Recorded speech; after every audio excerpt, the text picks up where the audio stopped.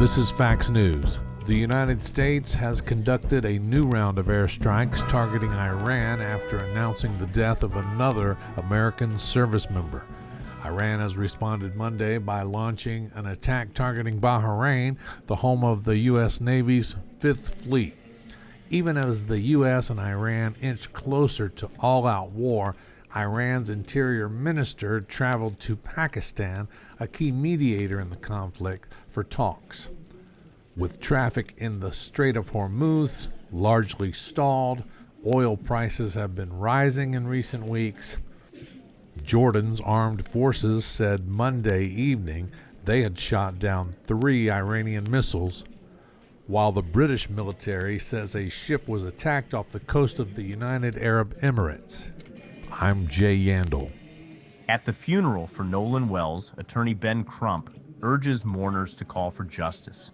The 18-year-old's death following a July 4th boat trip with friends has sparked calls for a transparent investigation. Justice for Nolan Wells!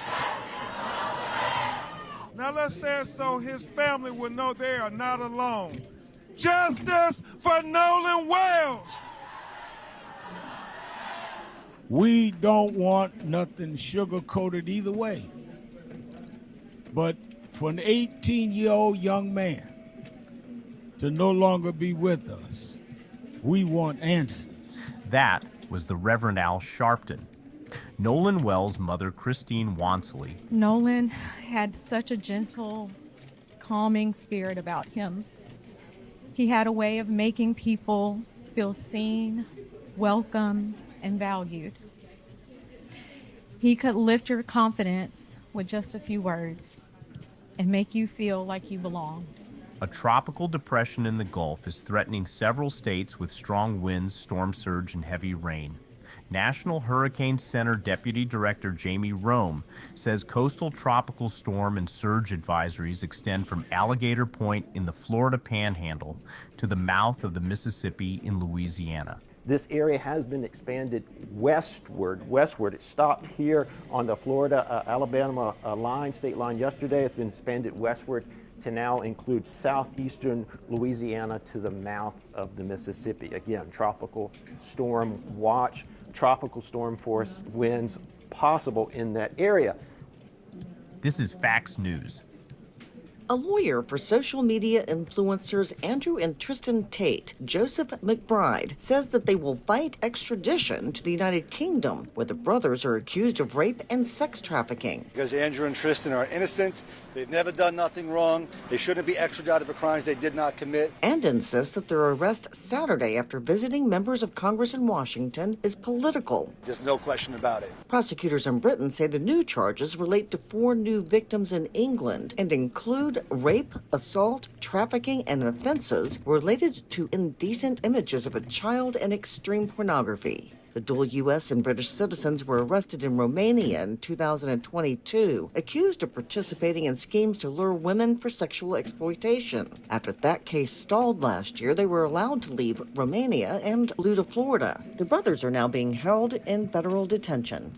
Lawyers for Pamela Smart, who's serving life for orchestrating her husband's 1990 murder, are hoping that a New Hampshire judge will allow her latest petition for a new trial. Smart took notes remotely from a correctional facility for women, while her attorneys argued that inaccurate transcripts of recordings in her initial trial years ago misled the jury, creating cognitive bias. Among other issues, the now 58-year-old Smart was a 22-year-old high school media coordinator when she began an affair with a 15-year-old student who later shot her husband at what prosecutors say was her insistence. Her trial was one of the first in the nation to be broadcast live on television from start to finish. The judge says he plans to rule in 30 to 60 days on whether to grant a new trial. I'm Lisa Dwyer. I'm Seth Sutell, and this is Markets in a Minute. Stocks are holding steadier on Wall Street as AI companies claw back some of the ground they've lost recently. The S&P 500 rose 0.3% in the first hour of trading Monday. The index is coming off its first losing week in the last 3 and just its third since March. The Dow lost 186 points, that's about 0.4%. The Nasdaq Composite rose 0.6%. Nvidia, SanDisk, and AMD helped lead the way higher. Chip makers and other winners of the AI boom sank last week on worries that their prices had shot too high. Treasury yields edged higher in the bond market. The yield on the 10-year Treasury rose to 4.58%.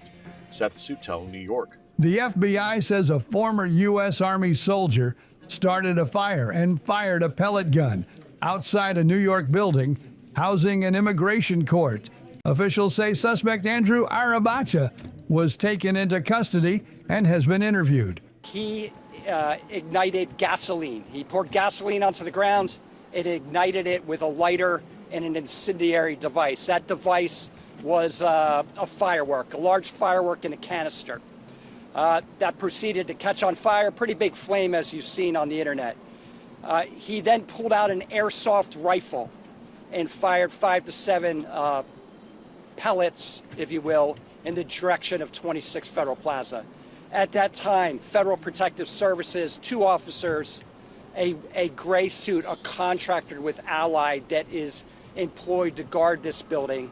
And those 3 people and the 2 officers standing behind me in the blue shirts are the officers that intervened and took Mr. Arabak into custody.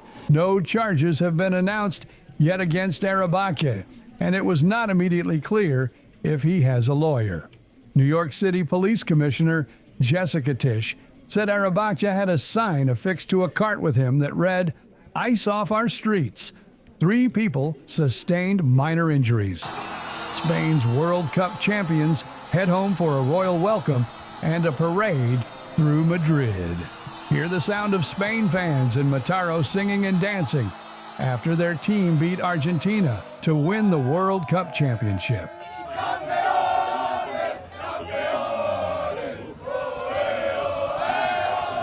Facts News, I'm BJ Odom.